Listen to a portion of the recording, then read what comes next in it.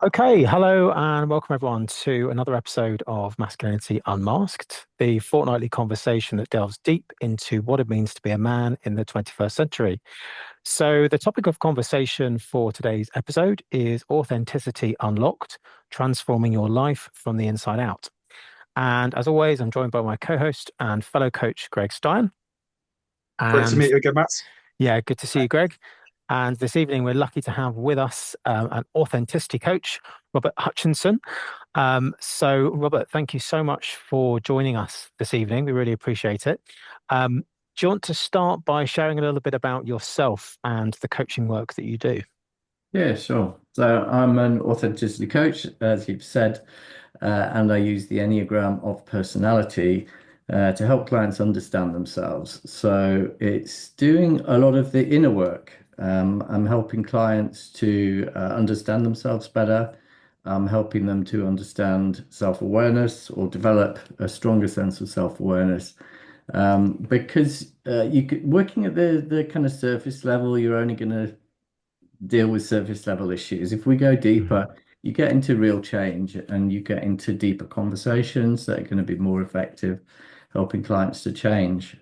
So I work with a lot of clients in leadership, and I also work in career coaching as well. So helping clients align changes in career or changes in direction with their personality patterns, their natural innate personality patterns, and then working with leaders to develop an authentic leadership style, which is what's your style of leadership? How do you play to your strengths, and how are you going to, what's your home base as a leader? Mm. To get clearer on that so that you can more secure in your home base for when you have to step away from that home base in different Mm. leadership situations. Great. Thank you for that. And I'm sure we're going to get into all of that, sort of your story, the Enneagram, how that relates to your work. I'm really curious, just take a really high level approach with this. We hear the word authenticity a lot, but what's your take on what we actually mean by the word authenticity here? Yeah, so it is a bit of a buzzword, and at a basic sense, it means being real and genuine, and it's easy to say that. And for me, what it is it's about doing some inner inquiry, self-inquiry. It's about learning to kind of have that observing eye for yourself, so that you can start to kind of step outside of your autopilot, Mm. and you can observe yourself. You can notice what you're doing, why you're doing it, why you're speaking in a certain way, why you're reacting in a certain way. So that helps you become more kind of objective and more in control about what you're doing. I'm really working with clients, and it's my own work as well, is to kind of switch off the autopilot more often. Mm. And we have an autopilot and it's on. And if we can switch it off for 5 minutes a day, that's a good start. And the longer that we can switch it off, the longer that we've got conscious control, or to decide how we deal with the situation, and what we say and how we say it. So yeah, it's kind of learning to switch the autopilot off a bit more often. Love that. Great answer. Robert, thank you so much for your time tonight. We caught up in the week, and there was one question that I thought would be really, really great for tonight. We're three coaches here, and we all come from different places, but we're all here for the same reason, ultimately to help people. So for me, when I hit rock bottom, a coach helped me, and it really inspired me so much that I wanted to help others. But what inspired you? And then what inspired you to use personality assessments as a part of your coaching?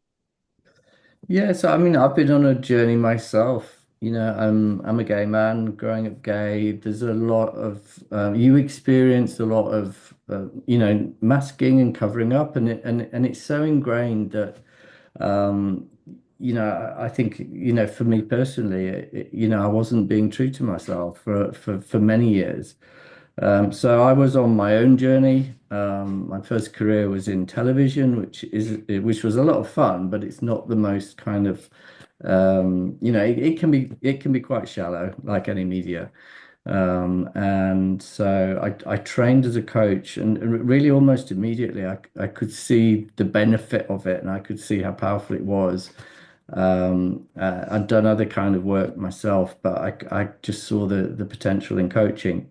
I trained as a coach, but it was kind of generic training, and I never felt like I had the toolkit to properly deal with a whole range of personalities, characters, situations, positive events with clients, negative events with clients. I just didn't feel like I had an adequate toolkit. And then Enneagram came along, and it was the bit that was missing because it gave me insight into 9 different personality patterns, gave me a toolkit for dealing with each of those 9 patterns.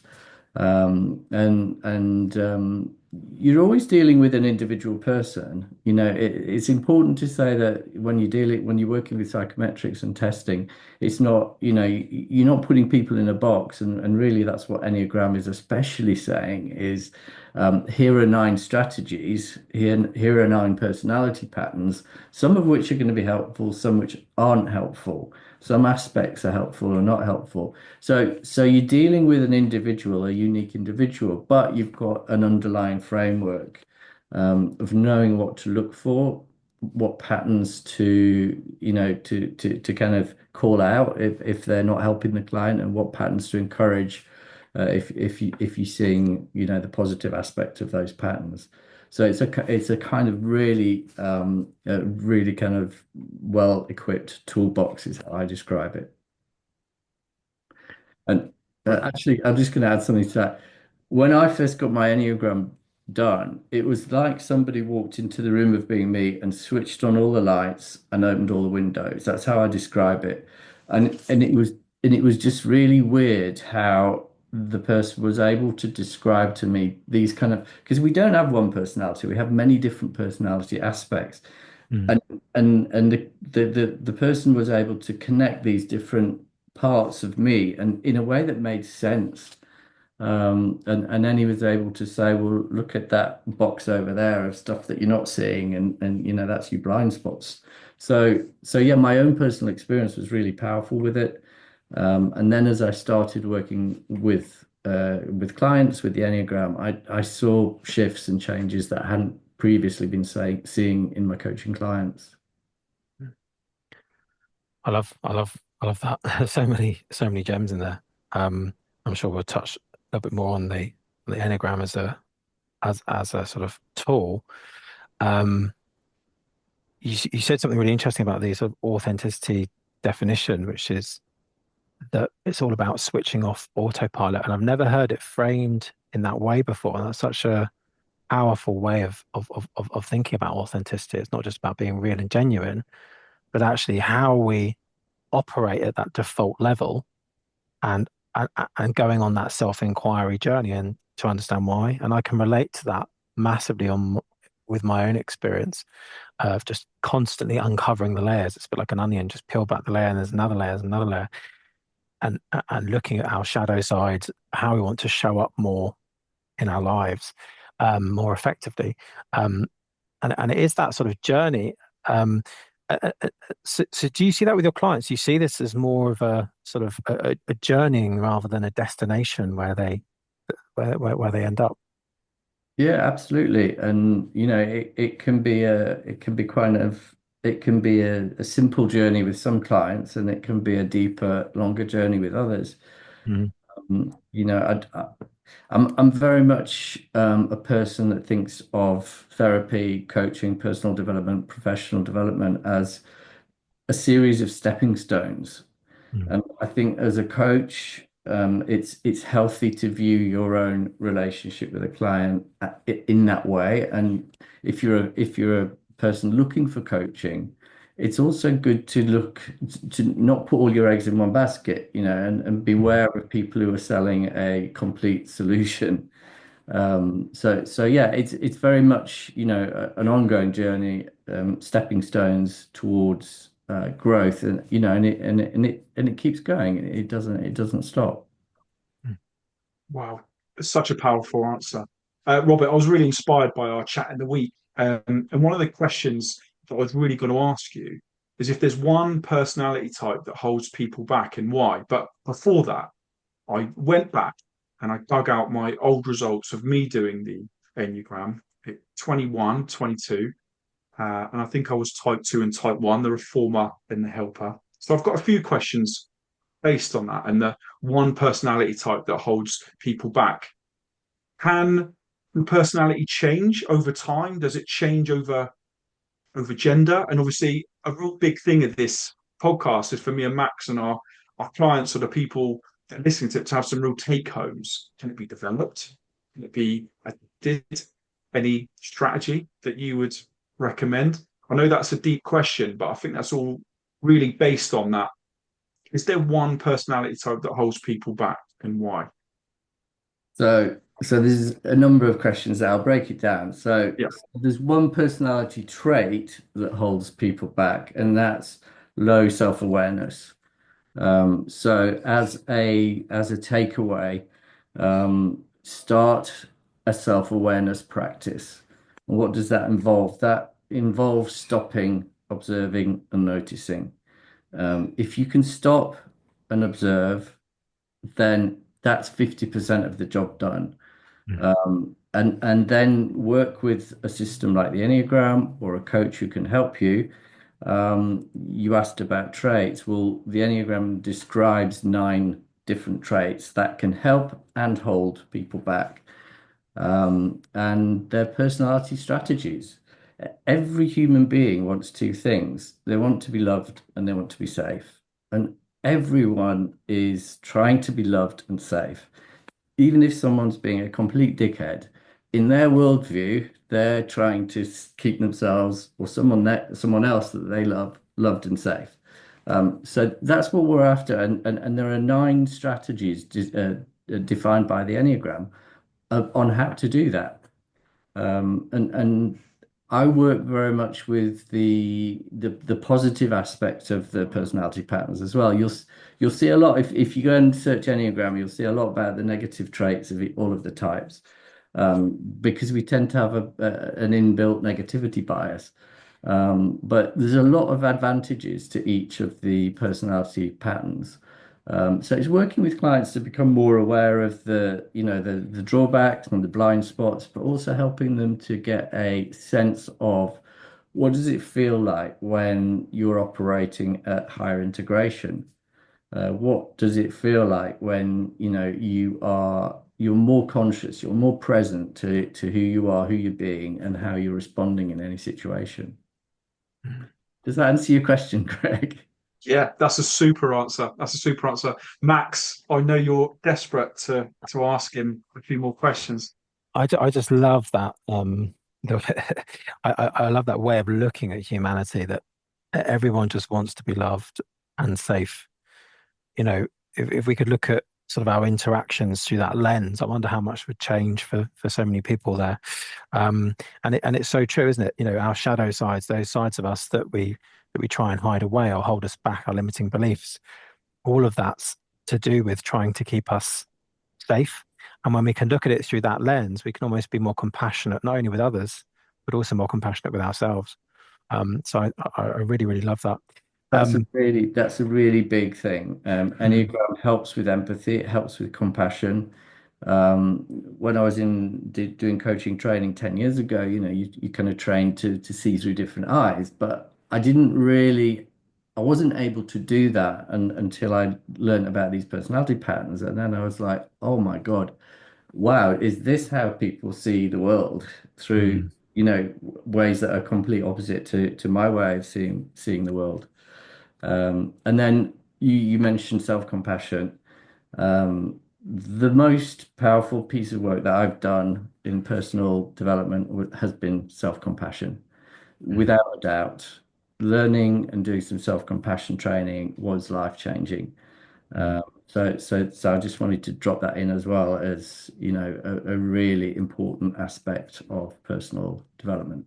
Yeah, I completely agree, and I see that with my clients, but my own journey as well is recognizing all this stuff, but then coming back to that place of kindness to ourselves which is lost in the in the modern day and age where we're just driving forwards at all costs constantly. We don't often pause to exercise self-compassion. So it's And there's really underutilized. But hard, there's really hard science behind self-compassion.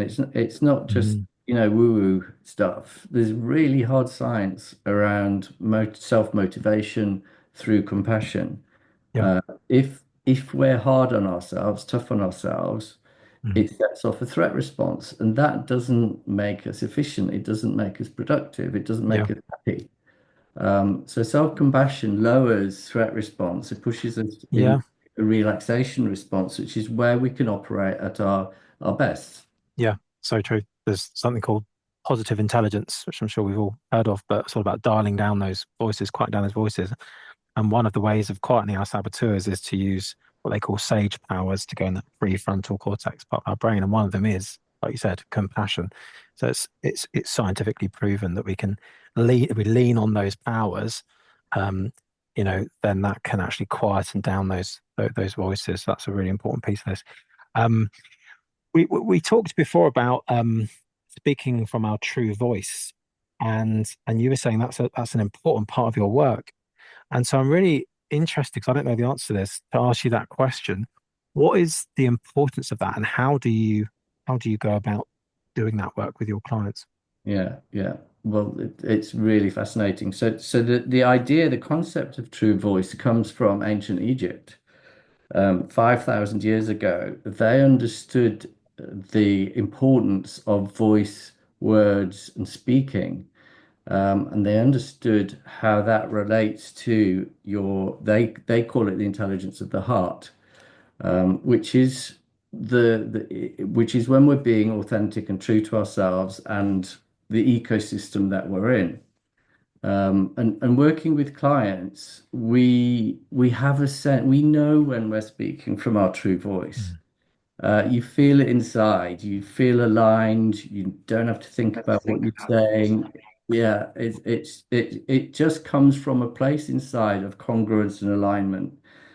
And so the work with clients is to encourage them to recall moments in time when they've been speaking with their true voice.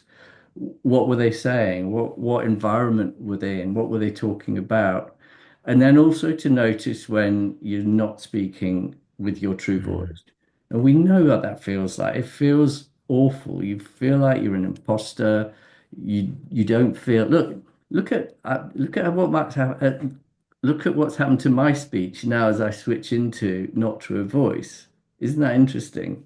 You start to stumble. You start to lose the thread of what you're talking about. So it's really practical how you're using your voice and words you're using and how your language is coming out. And I Mm. just demonstrated it then. Yeah. Wow, that's such a great answer.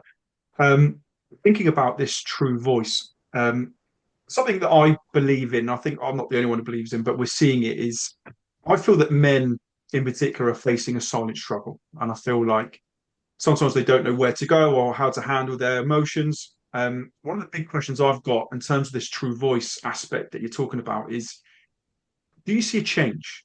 Before we spoke, I was asking you about Gen Z. I was even speaking to someone yesterday about adolescence. It's a series on Netflix, and they were talking about how children have changed so much in such a short space of time.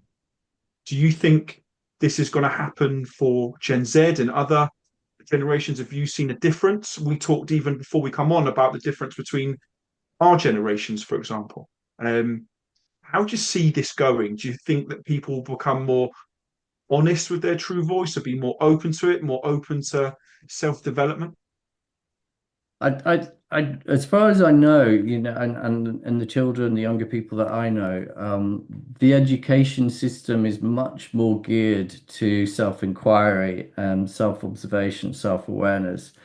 And it's also geared towards, speaking more authentically. And it's not something that I ever experienced in my own education. I think there's a lot of pressure these days, which is a downside sometimes. But then on the upside, there's a lot of access, through the internet to a lot of information about personal development and being authentic. So you know, and models like the Enneagram and other models, coaching, therapies changing a lot. Personal development coaching's changing a lot. So I think there's a lot more scope for finding a modality that works for you. And that's back to, I think, what I was saying about the stepping stones. Mm. Personal development isn't a straight line. You're going to try things that don't work. You might work with a coach or a therapist that doesn't align with you. You might choose a modality that isn't right for you. I know that's exactly what happened to me. I've tried things that just haven't worked, but then you course correct and you find your way to approaches that do work. It's really important as well to recognize it's not a straight line. It never is. Mm. Yeah, such an important point to say. Yeah. And, there's a lot of this cookie cutter stuff being sold. The 3 steps to changing your life, the Absolutely. 5 steps to improving your relationship. And, there may be some takeaways from those things, but nothing can change your life, in terms of a complete overhaul in one cookie cutter sort of process. Like you're saying, Robert, there's lots of different parts to it. And that's my experience as well, journeying with lots of different things, and having almost like a team involved, like whether that's therapists, coaches, um, other types of guides. But throughout your life, you'll probably have, different people that you can lean on for different things. So I think that's a really important point to sort of make here. Um, so if our listeners are sort of thinking, okay, well, that's all well and good then, but where do I go from here? Then I want to start to learn how to switch off my autopilot. What's the best next steps? Is there anything that they could be thinking of starting to do themselves? Um, and is there an approach you would suggest in terms of reaching out for wider support? Yeah, so as I said at the beginning, really, it's building a self-awareness practice, and the first thing you can do is stop. Build in a moment of silence, build in a moment of stillness, build in a moment of being alone. Um, those are important aspects of regulating a system and giving space. You know, if we're running around like headless chickens all the time, we don't have time to switch autopilot off. Mm. So we need generative space, and it's a concept that we don't really have. A lot. We don't talk about a lot, which is creativity, healing, growth. It requires space. Uh, a tree falls down in the forest and it creates space for new trees to grow, So it's solitude, it's stillness, it's silence, even if it's just a couple of minutes a day, just to check in with yourself, as a starting practice for self-awareness and self-compassion. Mm. And then find yourself a coach. There are online tests for Enneagram and other psychometrics. They're okay, but I would recommend working with a professional Enneagram coach and getting a professional Enneagram consultation and assessment done, because there's a lot more to Enneagram than type. There are all sorts of aspects to do with centers of intelligence, instincts, and all sorts of other areas, high and low integration, self-awareness. So there's a lot more to Enneagram than just type. Mm. That's great. That's great. Max, I'm going to touch on something you said, this cookie cutter philosophy that people now are expecting quick fixes. I think we can all see that that's not quite the case these days. And I think that people are going to realize that sooner or later that this stuff takes time. And it's really interesting, Robert. So for me, boredom sparks creativity, you know. It's interesting when you talk about the test that you do. For me, when clients come to me, I start off with a journaling exercise, a 1-1-1 exercise for a week, 5 minutes in the morning, 5 minutes in the evening. And that leans in, doesn't it, to that quiet, that taking a step back, looking at yourself from the outside in. I do have two big questions for you. I was really interested after our discussion in the week. It really sparked an interest for me. And you said that you can look at someone and pretty much know what personality type they are straight away. What do you think I am, and what do you think Max is? Okay. So, we'll No see. putting Robert on the spot.